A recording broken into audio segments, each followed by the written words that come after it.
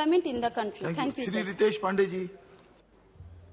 Thank you very much, Honourable Chair, for allowing me to speak on the demand for grants of Ministry of Commerce. Sir, a lot of members have raised various issues. I'm going to quickly go through one or two of them are pretty similar, so I'm just going to quickly go through the demand for grants that have been allocated and the ones which have been reduced in this year's budget. The previous speaker and many more, such as Gaurav Gogoi, have already mentioned the plight of the tree workers, and this grant has seen that from the revised estimates of 2021 of 353.65 crores has come down to 131 crores. We have also seen the same with National Export Insurance Account, which has come down from 744 crores to 450 crores in the year 2022. This again hurts our exporters because their goods will certainly not see the required insurances that they need around it. Gems and jewellery sector, which had about 8.67 crores, has come down to 0 this year. Investment in Export Credit Guarantee Corporation, from 760, it has come down to 400 crores.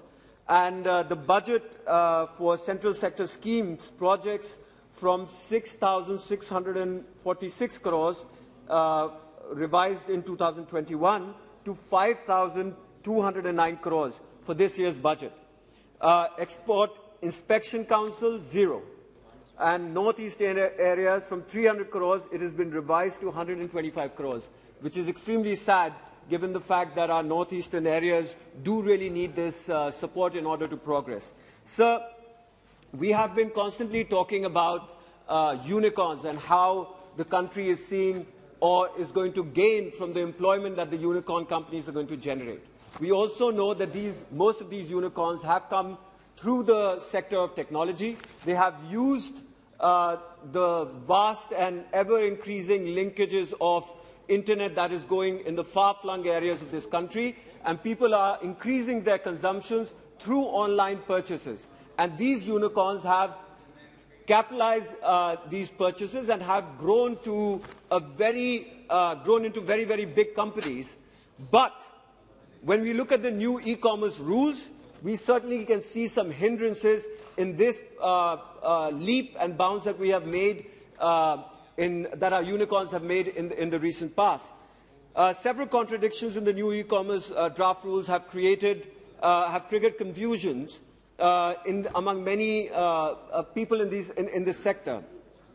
We have also seen that they have flagged these confusions, and some provisions actually run contrary to the existing rules that are governing these sectors.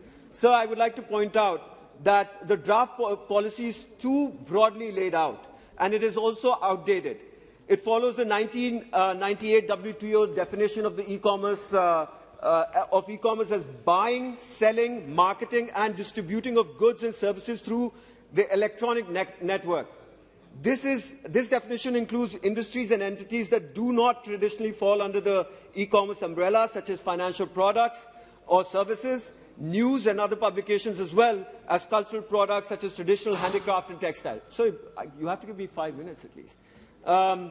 In comparison, China's model, we have seen restrictions to the scope of applications of stringent laws to a limited number of stakeholders, which our model lacks. So we need to actually look back and consider these red flags that industry members have raised.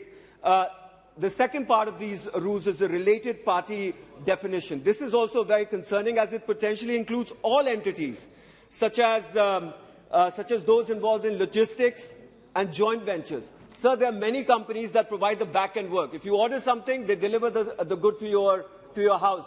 They cannot be included in this policy as defined under related parties, because once you do that, these logistical companies, they are the ones that are generating a lot of employment. And once you increase the cost for them, they would not be incentivized to compete and to provide these services in the market. We need to create a very competitive market. Sir, I'm going to take 2-3 more minutes. It's already 5 minutes now. Sir, 2 minutes. Please, within 1 minute. 2-3 more minutes. While the FDI policy prohibits companies such as Amazon, Flipkart from having control over the inventory sold on their platform, On the other hand, e-commerce rules of consumer affairs departments hold these platforms liable in case the seller fails to deliver. On one hand, you're holding them, you're not allowing these companies to have control over the goods that they are selling on their platform. On the other hand, if those goods do not get delivered, for which they don't have any control over, because they are the intermediary that is providing the platform, it essentially holds them liable for something that they haven't, that they are not responsible for. That too deters these companies, and it can in the future hurt bigger companies for this cross-industry that the government is putting across. Companies like Tata and Reliance that are doing this. So I would just like to talk about my constituency a little bit over here. अब आए अपनी constituency पर. हाँ, चलिए. एक point. जल्दी से. Sir, the export and trade promotion policy, sir. My constituency is a bunkar bahul area, sir, and there is a lot of weavers there, and they are facing a huge amount of competition and policy paralysis from the government.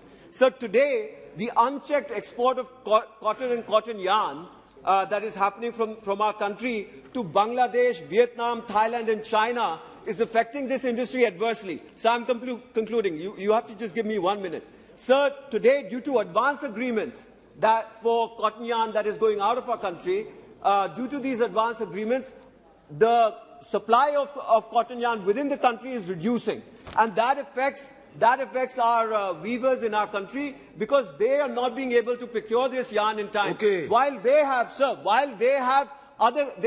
have agreements, time-bound agreements to supply these goods and export them. Sir, I'm concluding. In conclusion, I would just like to say that India has seen that cotton yarn increase by 56%, sir. But on the other hand, where weavers are involved and shipments have to go out, there's a mere 24% increase, sir. There has to be parity there. The export of cotton yarn has to be limited so that our local industry is protected, because this is a... Please. थोड़ा सीमित समय लीजिए, please. अभी slog overs हैं, इसमें तो फटाफट कीजिए, हाँ, इसमें. Thank you, sir, for getting this opportunity to participate.